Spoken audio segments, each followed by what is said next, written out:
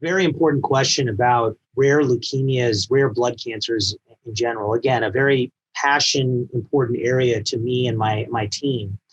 I think this is important because what we're noticing now in 2020, heading into 2021, is that just because a leukemia or a disease is rare, it's not rare to the patient themselves. It's not rare to the family member. Even if a disease like BPDCN only affects 500 to 1,000 Americans a year approximately, those patients who have that, it's a life-threatening aggressive disease. So we're finding that there are experts all over the world, and that these experts, such as myself, are much more easily able to communicate and connect with patients, family members, advocates, and other researchers through social media, through internet, online, even without being able to travel in person. And guess how important that's become right in 2020.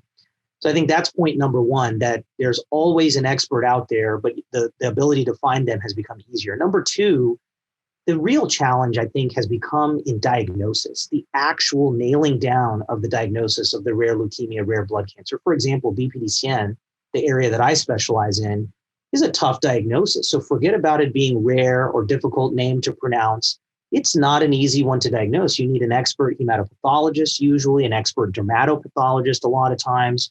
You need to rule out concomitant or other conditions such as AML with leukemia cutis or cutaneous T-cell lymphoma or T-cell ALL, et cetera, et cetera. So that's a second component. And then a third component, when you have an actual historically rare disease, is that you do wonder how many of these cases are missed in general because they may get lumped into other general categories, like leukemia not otherwise specified or acute leukemia or AML, NOS.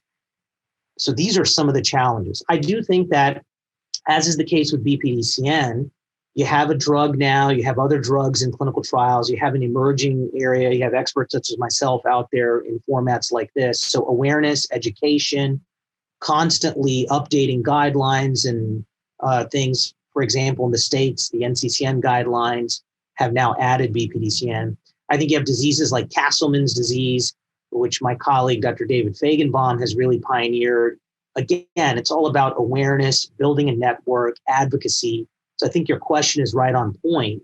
And my final conclusion here is that not all rare diseases are as rare as you think. It may be that you need to optimize diagnostics, technology, education, and awareness. Maybe there's more cases than we think out there.